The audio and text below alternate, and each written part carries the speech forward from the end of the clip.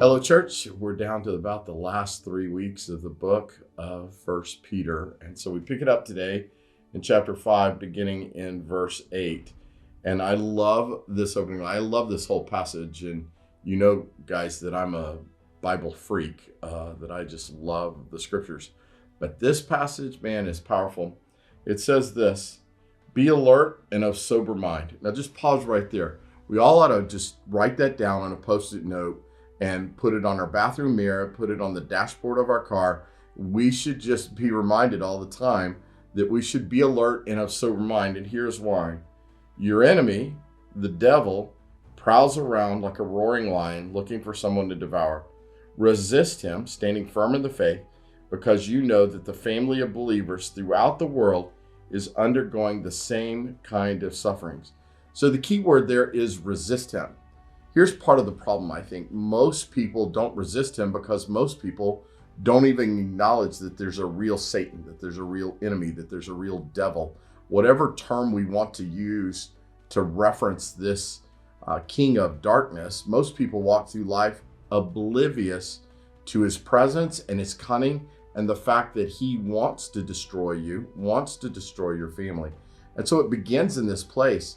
Part of the reason that he tells us to be alert and of sober mind is because there is a real enemy searching for you, looking to devour you, right? So I think when I think about this text, it reminds me of some passages from Hebrews. So we're just going to go back to Hebrews and look at two texts really quickly. The first one comes from Hebrews chapter 12 that says this: therefore, since we are surrounded by such a great host of witnesses, let us throw everything that hinders and the sin that so easily entangles, and let us run with perseverance the race marked out for us, fixing our eyes on Jesus, the pioneer and perfecter of our faith. Now, see, here's what made me think of this text, is that when you are alert and sober-minded, it is much easier to fix your eyes on Jesus, the author and perfecter of your faith, and to follow him, right? So this is that text. And then if you turn back just a chapter or two before to Hebrews chapter 10, you get this text in verse 25 that says, it goes back to 24. It says, and let us consider how we may spur one another on towards love and good deeds, not giving up meeting together as some are in the habit of doing, but encouraging one another all the more as you see the day approaching. So in this book of Hebrews, you have this affirmation of what Peter is teaching in his letter, which is, hey, we're all in it together.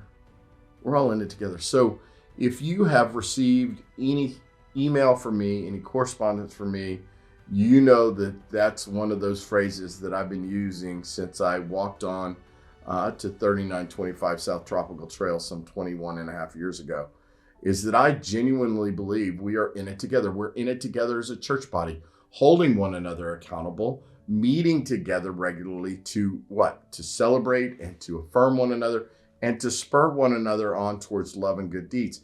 But as Peter reminds us, we're in it together with the worldwide church, the church universal, the church persecuted in places in Africa and in the Middle East.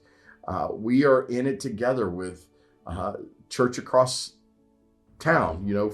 We're in it together with First Baptist and my brother Titus, and we're in it together. And I think in this age of individualism, it's easy to lose sight of the fact that we are in it together, that we just think that we're flying solo, that we're doing this by ourselves. But the truth of the matter, the church universal has only been as strong as its weakest link. So this is a metaphor that I have used many, many times when I do leadership conferences or what have you, is this whole concept of the need for a shepherd is real, and that the flock together, and it is the person or sheep that is furthest from the shepherd that usually gets picked off by the wolf, right? So I think it's good for us to be able to look up and see if we can see the good shepherd, Jesus, and how close we are to him.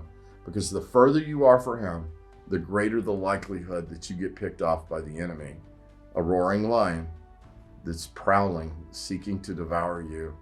So this text, this is kind of, as Peter comes to an end, I think he wants the final words to be so strong about the reality of a presence of darkness and evil and found in Satan in this world. But he also wants you to know that you're not suffering alone and you're not journeying alone. This is the benefit of church. Of all the communities I've been involved in over my life, sports teams, all those kind of things, I've never felt a greater sense of in it together than I have at the local church. The local church is the hope of the world like nothing else. And so, church, I encourage you, A, to be committed to the local church, but B, to understand that you need to stay alert and sober-minded because you have an enemy that's looking to pick you off. And I promise you, the further you are from Jesus, the easier it is to get picked off. I love you so much, church. I hope this was helpful teaching to you. I look forward to being with you again next week. Have an awesome, awesome week.